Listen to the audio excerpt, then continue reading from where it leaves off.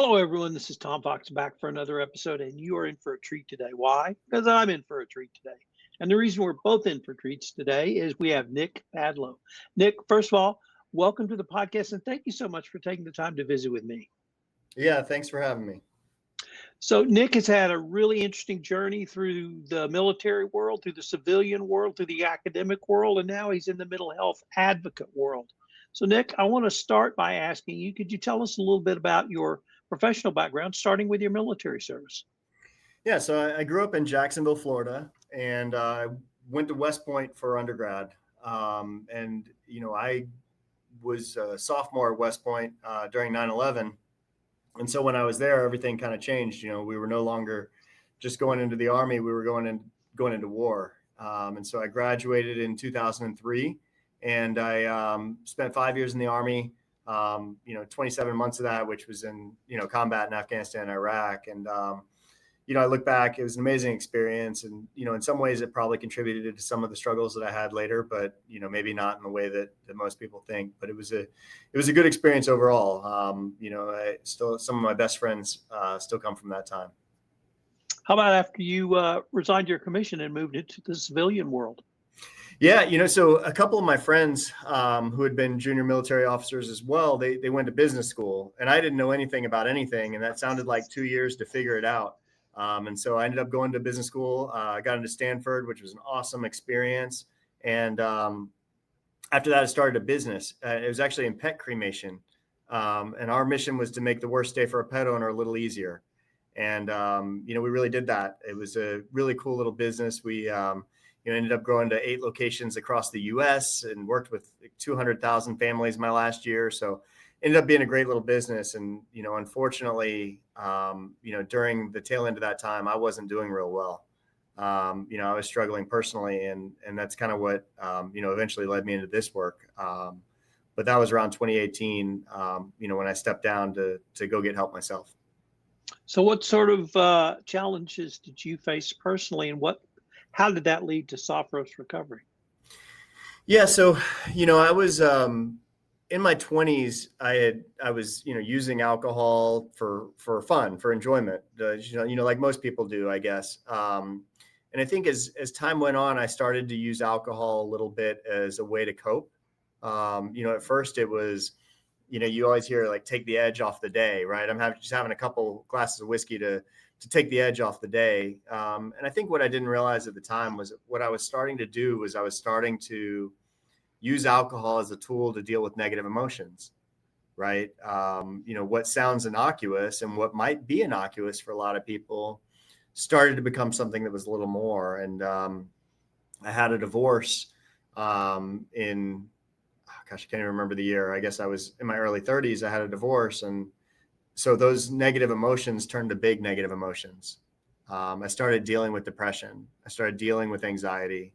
And as a result, I had this tool in my toolkit, this tool of alcohol and later drugs, but I had this tool. And so, when the job is small, it doesn't take much of that tool. When it's just kind of a rough day at work, it takes a glass of whiskey. Well, when it comes to, a major life event, now I had this tool, but I was having to use it in greater quantities to achieve the same effect, to take the pain away, the emotional pain.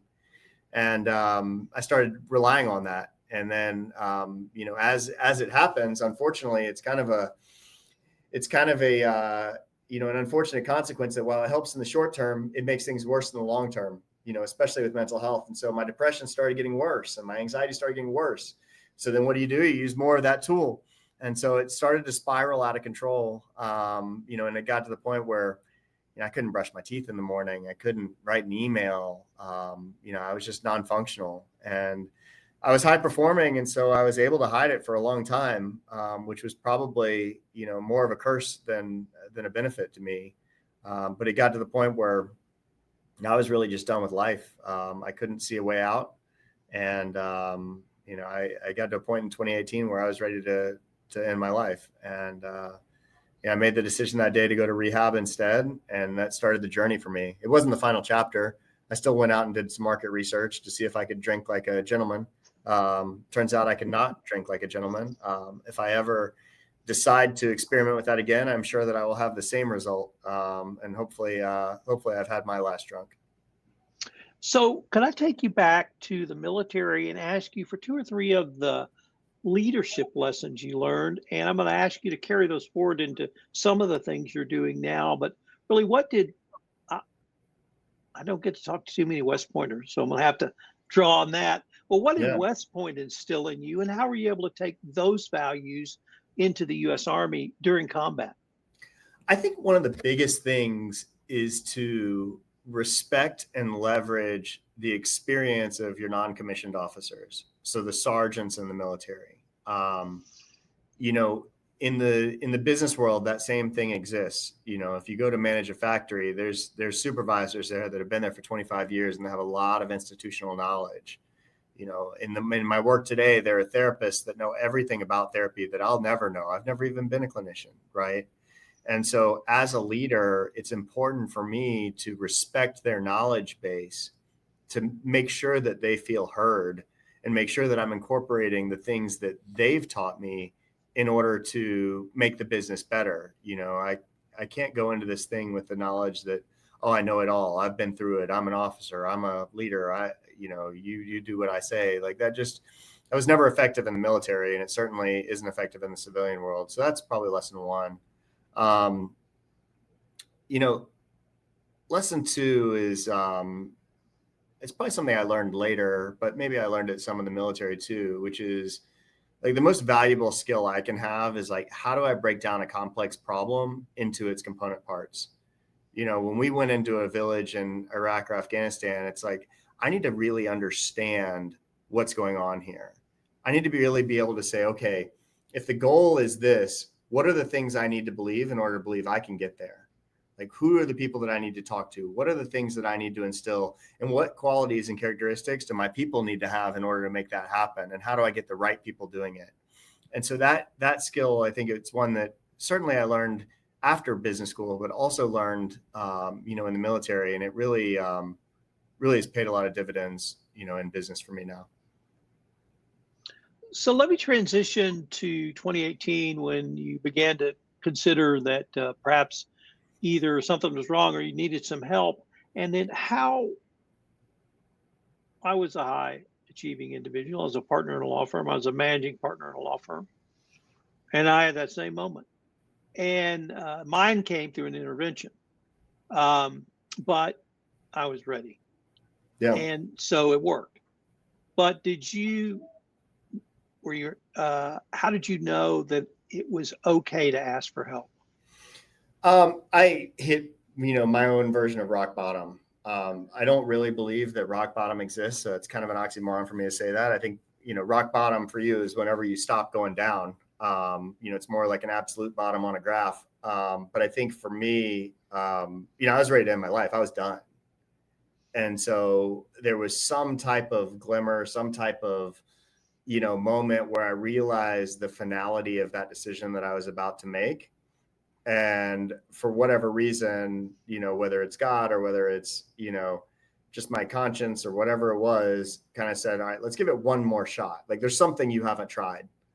And I didn't even know what that thing was, right? This whole rehab I'd seen rehabs in movies. That's as much as I knew about them. It's what celebrities did when they wanted to take a month off. And so, I didn't know what this mysterious thing was, but I knew that I hadn't tried it. And I figured that I'd give that a shot before I made this final decision. So I never had the benefit of like realizing at an early point that, hey, I need to get well, or there's something wrong, or it's okay to ask for help. I don't think I realized that until it was really the final option that I had. It was, that was the only choice other than life being over. How were you able to bring those experiences, your veteran experience, into an approach to help others, both with addiction and mental health issues? I mean, I think there's something to be said about someone with lived experience having that conversation with you. I know that there were times when I talked to people that were friends or family members, about the fact that I was struggling, and, they'd say things like, it gets better and it's not always going to be like that. And it was just very easy for me to discount their opinions because they hadn't been there. For better or worse. Maybe I shouldn't have done that, but it doesn't matter. I did. And I see that with other people as well. And so I think there's a benefit to being able to say, look, I've been on the other side of this table. I know exactly I don't know exactly. I know what you're feeling. I have felt these feelings as well. And it gets better. And there's things we can do. And so I've found that having that lived experience gives you a lot of credibility in the conversation. And you also know when we're, for lack of a better term, when we're BSing it, when we're saying there's something about having been there where you can kind of see through it a little bit. Oh, I'm sick today. It's like, are you sick? Okay, well, like, we'll see you tomorrow and we'll do a UA and we'll do your analysis and we'll see how you're doing. Oh, actually, I was drinking. It's like, okay, well, let's talk about it. There's no shame. Like, I'm not, that's the other thing I think that's important is that I'm not in a position to shame anyone because I've done all those things. And I think someone kind of vicariously knows that. And they realize that because he's done these things and because he's been there, perhaps he won't judge me when I'm open and honest about what I'm going through. So I don't want to put high achieving individuals on a pedestal, but a high achieving individual, and I'll just talk about myself, thinks, how can I be high achieving if I've got this big a problem? The problem must not be that big, when in reality, it controls my life. So how do you get through to a high achieving individual? Or is it my experience? I was ready. Your experience, you were at your rock bottom. It's to the point where you're willing to listen. I mean, I think high achieving individuals do really, I think most people, but I think high achieving individuals do really well with questions rather than statements. Because when we try to tell someone something, if I try to tell you, if you're struggling and I try to tell you that you need help, you're going to immediately think of the 20 reasons why that's not true. You're going to think about, oh, well, I've managed to do everything in my life through my own power. And I've figured out complex problems and I've navigated difficult situations in my life before and yada, yada, yada. But I think when you start asking questions, they get more thoughtful. And so you start asking questions like, what do you think is your relationship with alcohol or drugs or whatever right now? Is your life, like, are you performing at the level that you want to be performing for yourself right now? What do you think could make that different? Do you think that you would benefit from changing that relationship? Have you tried in the past? What have you tried? Has it worked? And so, we tend to make these bargains with ourselves. The big book in AA talks about this a lot. It's like, oh, I made an agreement to only drink on the weekends, or I made an agreement to only drink beer or to only have 3. It's like, how many times have you broken those promises to yourself? Were you always able to do that? What makes you think that it would be different going forward? And so you start to ask these questions, and I think it starts to spin the wheels a little bit. It doesn't mean it always gets somebody ready, but we call it motivational interviewing. And it's really just one of those skills that allows people to start thinking through their problems without this tendency to get super defensive, which is where I went, I should say. How are you able to incorporate your experiences and what you learned into the Sophros recovery model? Yeah, I mean, I think what I would say that I give to Sophros recovery is the vision, the mission, the values. As far as how to incorporate some of those things, that's a lot of that's my lead clinician, my partner in the business, Erin Moran. She's the clinical lead, right? And so I don't try to say too much of like, hey, this is what happened to me. This is what's good for me. Let's do that here. Instead, what I look as my job is to keep ourselves focused on the mission, which is to help clients heal and regain their lives. And our core values, client-centered passion, quality care, growth, celebration, teamwork. So I keep us focused on those. And then the specific modalities that we need to do come mostly from these evidence-based practices. Not that I don't have input, because I always have an opinion. But at the same time, I want to make sure that I stay in my lane of like leading the charge from front, but not getting so deep into the details. Kind of what I mentioned about respecting your NCOs and their expertise is like, I keep us focused on the mission and how can we deliver that? What tools and skills, or what tools and resources do you need to be able to deliver on the mission in an effective way? And that's kind of what I see as my role. You talked about the leadership lessons that you garnered both in West Point and in service in the military, but I'd like to ask you about building resilience, trust, and empathy as core leadership traits going forward? Yeah. I mean, I think when you think about empathy, resilience, trust, and empathy, I think the first step just kind of in that cycle is like who you hire. So much of leadership is also picking the right team, and getting the right people on your team. And so I think there's a certain baseline, and those are really traits that I look for at hiring. Like I don't want to take a high school basketball player and try to make him into LeBron James. That's too hard. I want to start with like Steph Curry kind of. I want to start with someone that's already good. So I think who you hire and who you select for the team is really important. The second thing I think is how you treat your people. I believe that if we invest in our people, it pays us back. We invest in like them going to additional trainings. We invest in keeping their client, their number of clients on their caseload low, so that they can focus, so they can do that extra work, so they're not burned out, right? A burned out therapist is not going to be able to provide the empathy and establish the trust that I need for us to provide for our clients. And so I've got to make sure that I don't do that to them. It's a big problem in corporate behavioral health. It's all about the bottom line, and you've got to squeeze margins. And in still doing so, you tighten up the therapist, and you just can't operate like that in my space. I can't operate like that in my space. And what I've found is that while in theory it costs us more, it makes us less profitable. In reality, what happens is that we don't have staff turnover. Our people stay. Our clients have a good experience. Because of that, more people want to come to the program. So it all comes out okay. But it's really that investment, like structurally on our part from a business perspective, to make sure that we're able to build on that initial hire who's already has some of those skills. Many of us in the recovery community feel that being in that community is part of that is an obligation to be there for others because people were there when we came in. And but I really wanted to ask, and that for many of us is inspiration enough, but are there 2 or 3 stories you might be able to share with us that really inspire you, maybe beyond your personal story? I mean, so many of my clients have had just such wonderful success stories. I remember one of our first clients, he was a scholarship that we did for a military guy. And he came to us, shortly after we opened, almost 4 years ago. And, he recently got his 3 years sober. I guess probably about 6 months ago now, but recently got his 3 years sober. He moved to a new city. He got back with his ex-wife. He's got a job. He's happy. He's thriving. He looks amazing. Like every time I see him, I just get so excited. And he always kind of tries to come, visit when I'm around. But that's one I can think of that, and also a military veteran. So it's like, it just kind of gives me a, special warm and fuzzy as a result of that. I had another client say something the other day. I was at one of our SMART recovery meetings. I work an AA program and a SMART program.